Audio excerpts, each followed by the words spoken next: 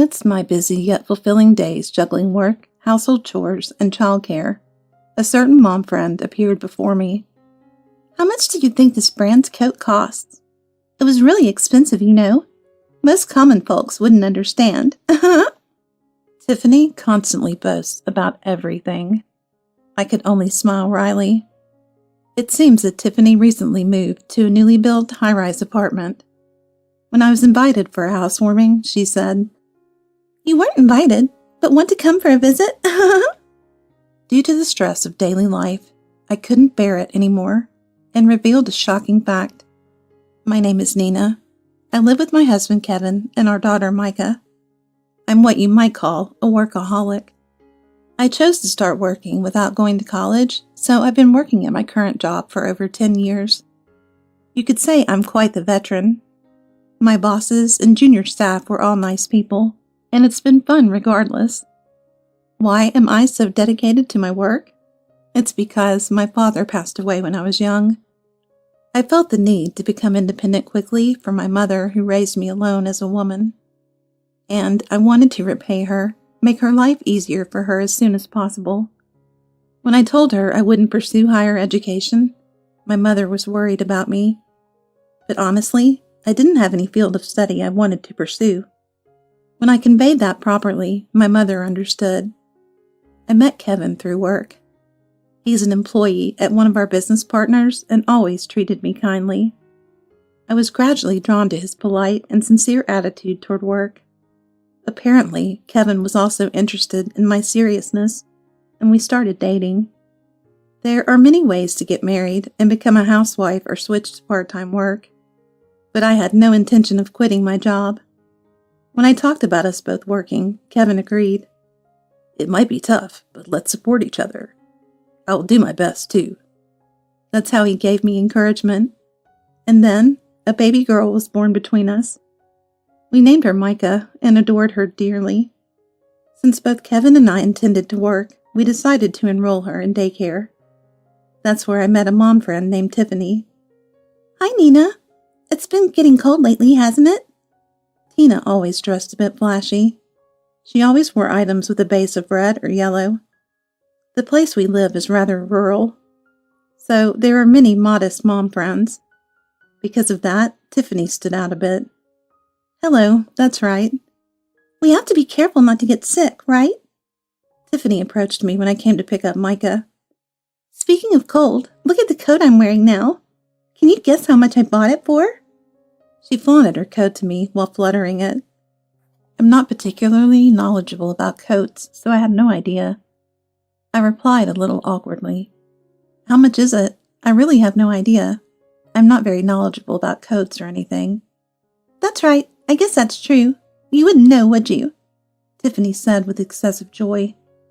"It's a brand that's all the rage these days, and it's really warm just to wear it.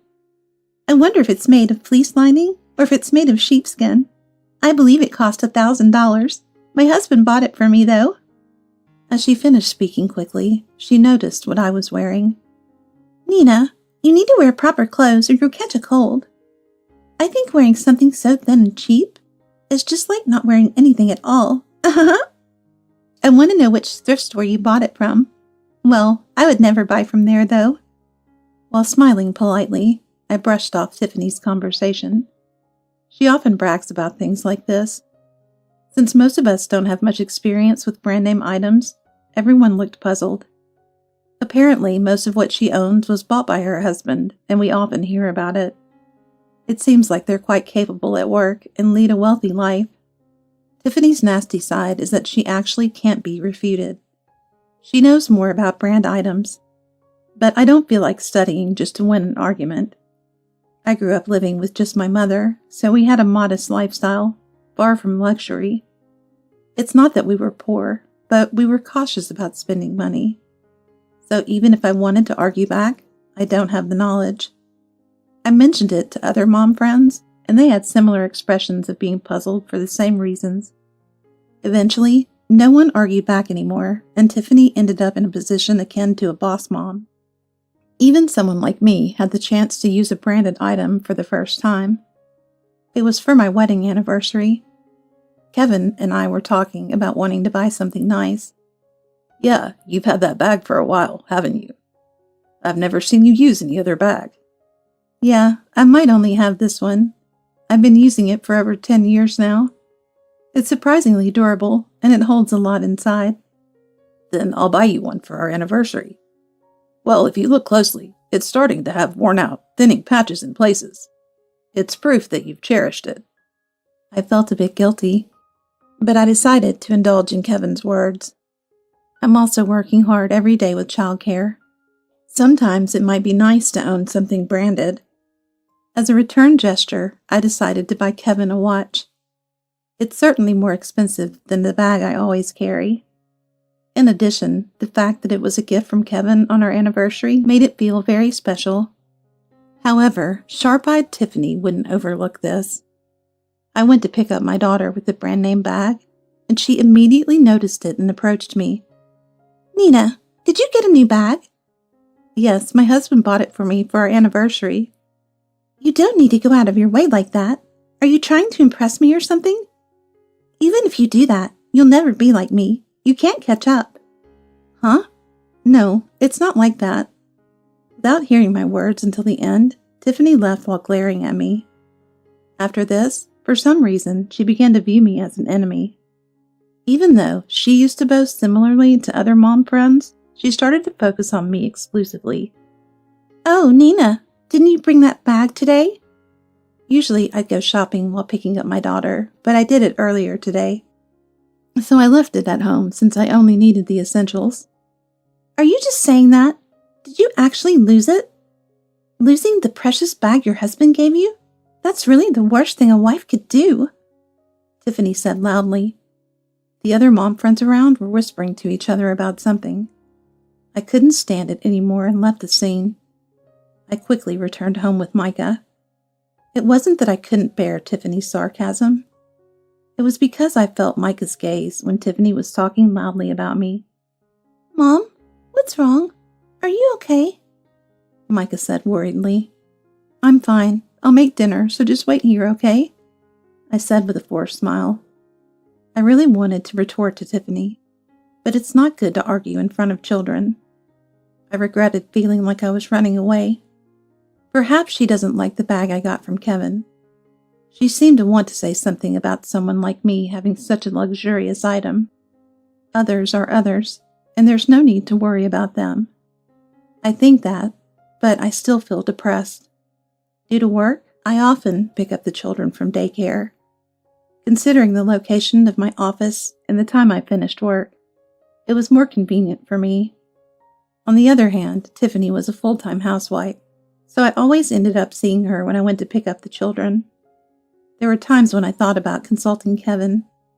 However, at that time, he seemed very busy. It seems he's been entrusted with a major project at work, and even when he comes home, he seems a bit tense. I didn't want to burden Kevin with worries, so I didn't want to bring up such matters. One day, while I was keeping a distance from Tiffany and dealing with her, she brought up something like this. Recently, my husband's company's sales have been doing well, so he got a raise. We also got a bonus, so we decided to move to a new house in a better area. It's so beautiful, spacious, and comfortable. I feel really happy. If it weren't for the fact that she was Tiffany, I might have sincerely congratulated her. Given our past interactions, all I could say was, I see, that's great for you, with a forced smile. That's why I want to have a celebration party. We'll do it next Saturday, so make sure everyone comes. The decision for a housewarming party was made somewhat forcefully. It's strange to suggest throwing a celebration party in the first place. To be honest, I didn't want to go at all. But there's an atmosphere where you can't refuse. Tiffany looked at me and said, You should come too. You've probably never been to a high-rise apartment, right? I'll give you a special invitation. I think it'll be a good experience for you. Since I'm inviting you, you must come, okay? With that, she left the scene. It seems I have no choice but to accept. I wasn't feeling up to it, but I didn't want to create a tense atmosphere by not going, especially since it might affect Micah if something went wrong. Thinking that way, I couldn't refuse. A few hours later, I received a detailed email from Tiffany. I recognized the location mentioned in the email, and before I knew it, the day had arrived. I headed to the high-rise apartment with a gift in hand. While checking the room number from the email, I pressed the intercom. "Hello, I'll open it now, so please wait a moment." I could hear voices chatting behind her. It seemed like some people had already arrived. When Tiffany confirmed it was me at the door, she gave me a nasty look before letting me in. "Oh, Nina, is something wrong? You came all the way here?" Tiffany started to act oddly for some reason. I looked puzzled. "I came to celebrate your move since you invited me. It seems like everyone else is already here, right?" "But I didn't invite you. Did you come for a tour or something?" "Huh? But Tiffany, you did tell me to come." "I didn't say anything like that. Maybe you misheard." What is she even saying? Tiffany continues with a laugh. "It's not a place for someone who seems to be living off their husband's coattails to come." "I wonder if you understand that properly." "I understand your concern, but my home is actually on the top floor of this high-rise apartment." "Huh?" Unable to tolerate it anymore, I retorted sharply. Tiffany's expression froze at my sudden revelation. I realized something when I received the housewarming email. Perhaps Tiffany doesn't understand. The truth is, I have 2 places to live. One is the detached house where I always live with Kevin. Although it's far from the daycare, it has excellent transportation access to the office, so it's the main residence for us. On the other hand, this high-rise apartment is a place I prepared for relaxation. As you work for many years, your job becomes more complex, and the responsibilities become heavier.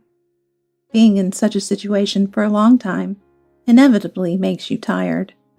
So on weekends, I would move to the high-rise apartment and spend some leisurely time there. Of course, Kevin and Micah also have access to this room. It's very quiet and calming, so I liked it.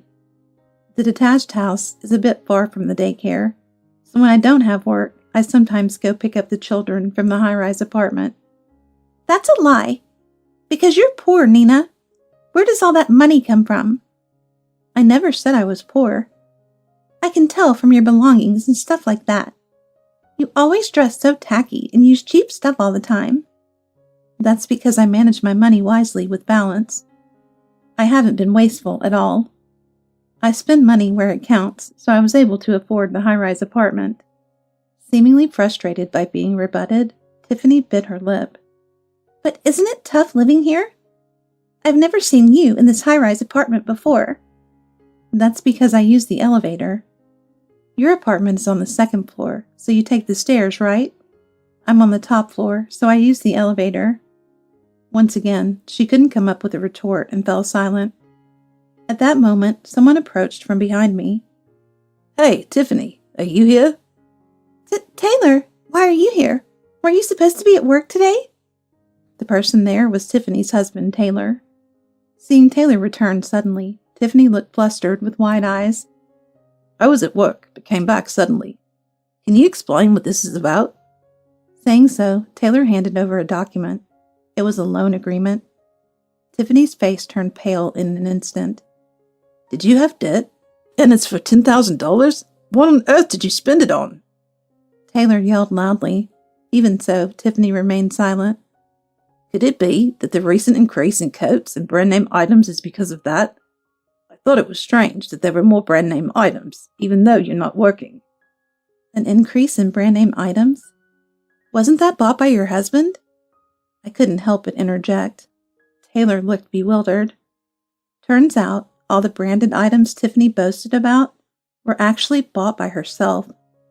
It seems she even went as far as borrowing money to maintain the facade of her husband buying them. When I think about Tiffany's self-aggrandizing behavior, it seems so hollow. I became a target for this reason. Even though she lied about receiving them from her husband, I actually received gifts from Kevin. So perhaps she was envious. Perhaps, due to the loud noise, the other mom friends gathered at the entrance. Seeing this, Taylor lowered his head. "Apologies for the inconvenience, despite everyone gathering. Would it be okay to end today's discussion a bit early? Of course, the mom friends consented and dispersed. Tiffany still remained motionless in bewilderment. If you don't mind, could I ask you a bit about my wife? It seems the facts I know differ too much. Taylor asked apologetically. Understood. It might be subjective, but I'll tell you. I decided to convey everything that had happened up until now. While I was speaking, Tiffany remained silent with her head down. After hearing everything, Taylor let out a big sigh. Thank you very much. Please let me apologize again later. With that, I also left Tiffany's room. Then, a few weeks later, there was a report that the two of them were getting divorced. Taylor seemed shocked by her attempt to raise his own status, even if it meant borrowing money. It seems he doesn't want to see her face anymore and is only communicating through lawyers. Tiffany is staying quiet without any argument. Perhaps she gave up on everything since everything was exposed. The promissory note that was discovered at that time stated $10,000.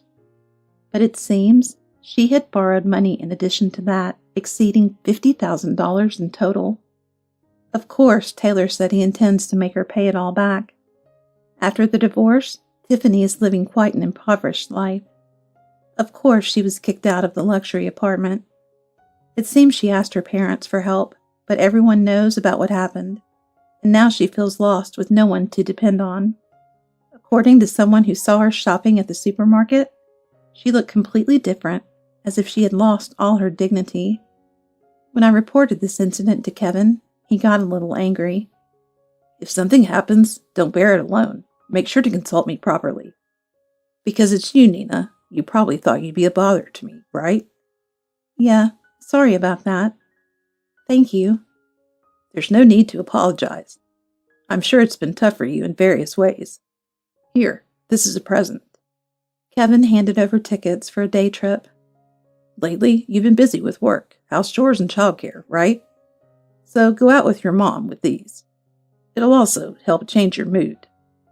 I couldn't help but cry. I'm so lucky to have such a wonderful person nearby. My mother was also very happy when I told her. From now on, I'll work even harder, and someday, I want to repay the kindness.